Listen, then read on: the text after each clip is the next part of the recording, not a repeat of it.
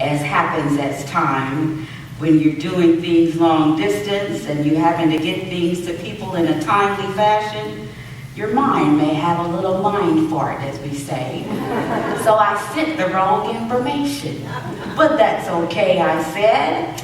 I'll just tell them what I have to say when I get there. So, here we go. I am here and I am glad to be here. It was wonderful to get the invitation for Vernon to come and be here at Sun Lakes UCC. I've never been to Sun Lakes. And I was so impressed when I drove up and I see all of the names of the faith communities on the marquee. I said, oh my goodness gracious. They are one of many who come to serve God. This is a good place to be. Thank you all. I'm very grateful to be here today. And my title today is not If You're Stoned Again, because sometimes we are stoned again, for when we head out to preach Christ. And the title asks us, what does it mean to preach Christ today? How do we reveal the true God? What does it sound like to preach Christ in the public square? I'm having technical difficulties, so we'll just stop right here and fix it.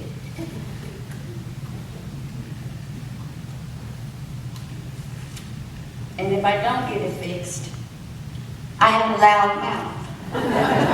And it'll be just fine. Because I'm only going to fool with it once. Then after that, I'm done. Okay? All right.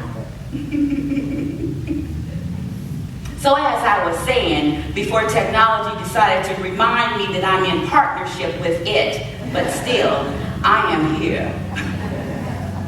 What does it sound like to preach Christ in the public square today? Does it sound like the Williams Brothers that goes back to 1980s?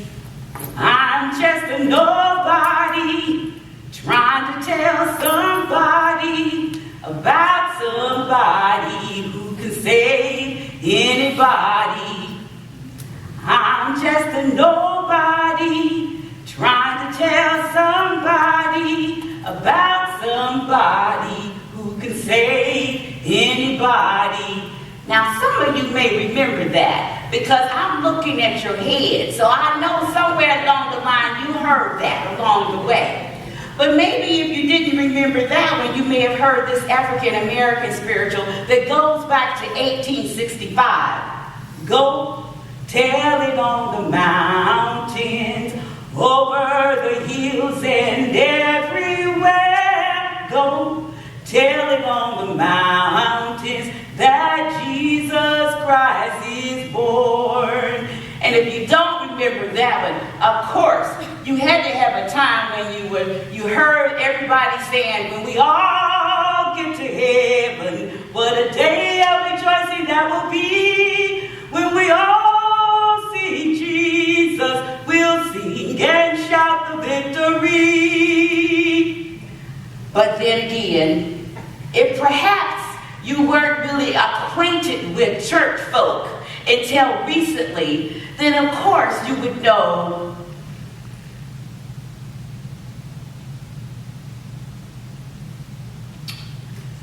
Lord, prepare me to be a sanctuary,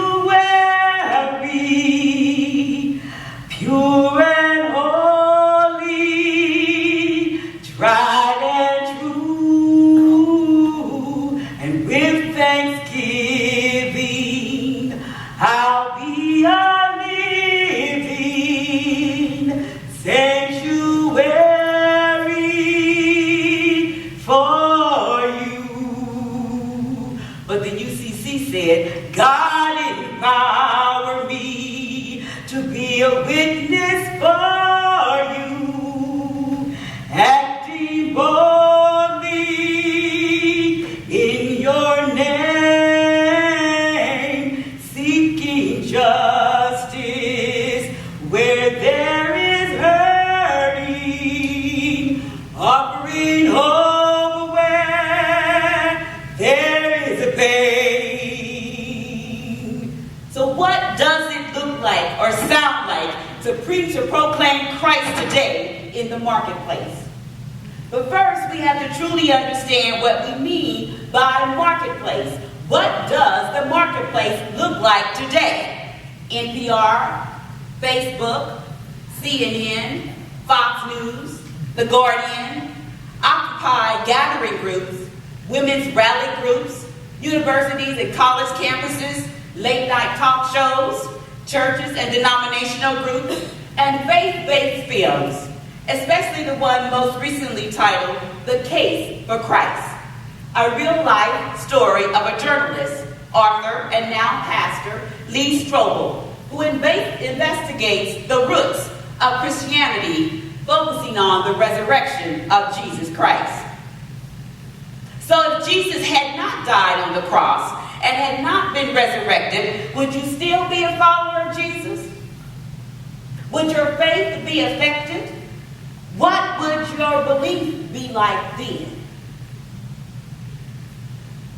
It's the 21st century, and we steadily see a decline in the attendance of our churches.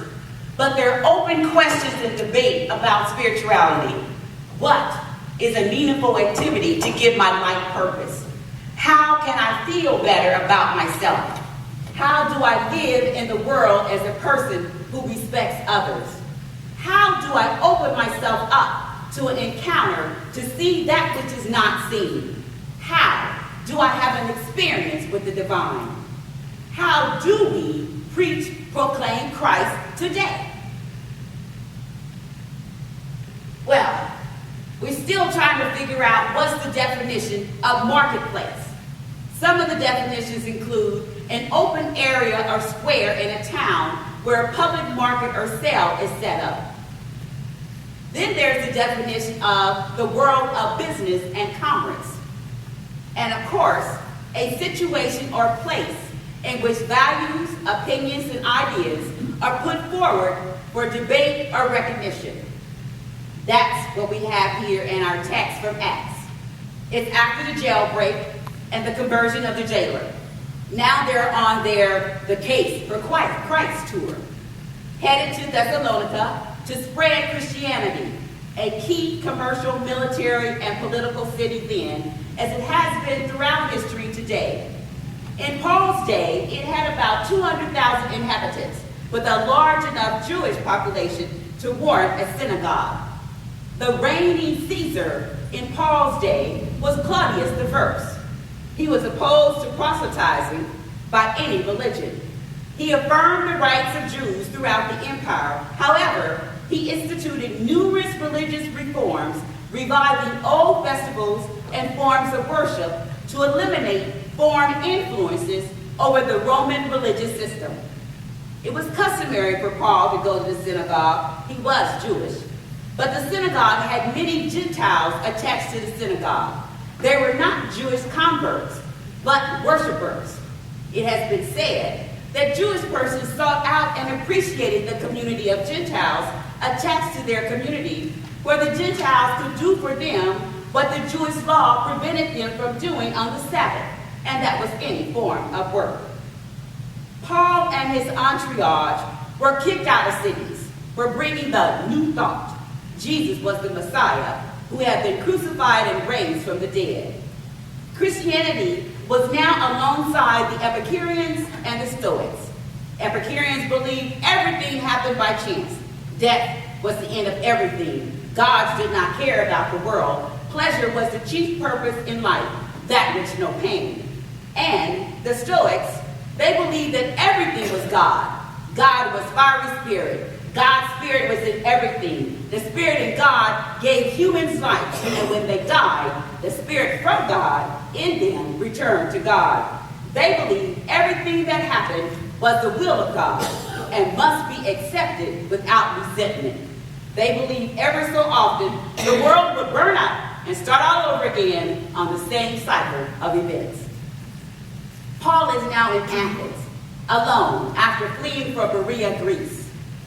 I see Paul walking around, looking at the things people worship, but perhaps not seeing people seeking worship. not seeing people seeking connection, not seeing people seeking belonging. I hear this text showing Paul's courage and Paul's commitment to proclaiming Jesus Christ crucified and resurrected, and Paul's thrust to get this new revelation to the privileged few, those who can afford to hang out all day and debate what God is and what is the right way to understand your relationship with God. Paul has been invited to speak to the few who make the decisions about the fate of murderers as well as oversee public morals. They have been fascinated with Paul's understanding of the scriptures and his understanding of Jesus, the Messiah, who was crucified and resurrected. These privileged few are fascinated with this new thought idea.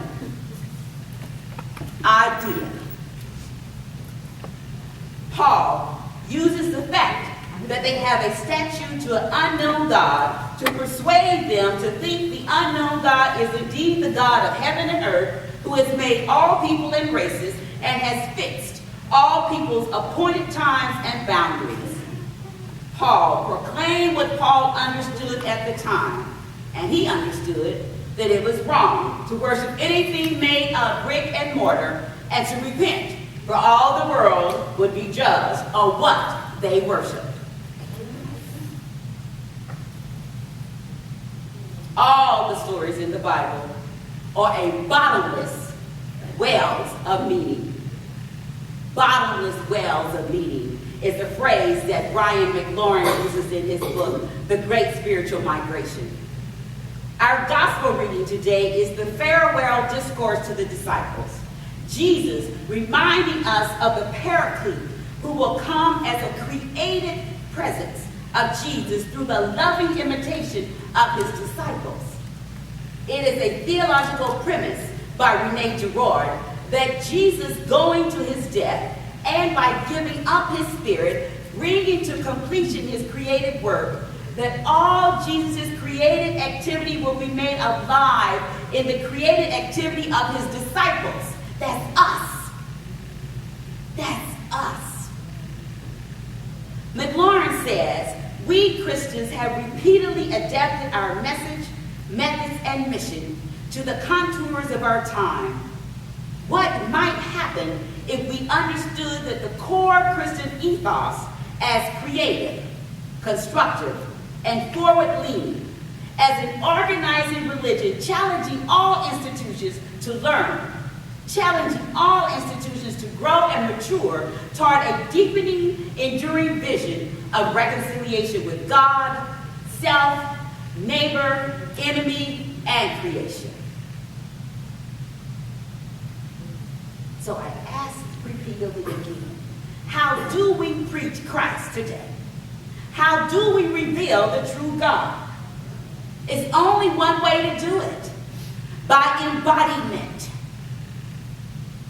By embodiment, by incarnation, by never forgetting we each have been given what we need to be creative, constructive, and forward-leaning today.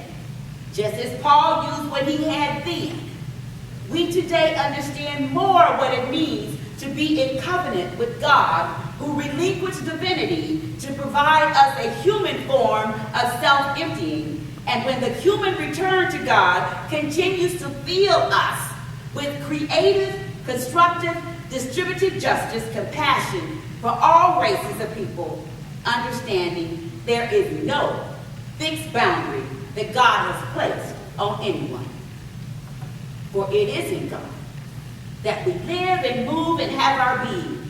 And our being is to imitate the self-emptying creator God who has made us in God's own image. How do we preach Christ today?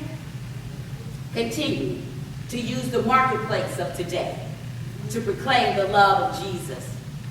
Continue to open your hearts and minds to creative, constructive, and forward-leaning ways to expand the table of grace as you continue your own The Case for Christ tour. Remember, the only boundary we have is the one we set on ourselves.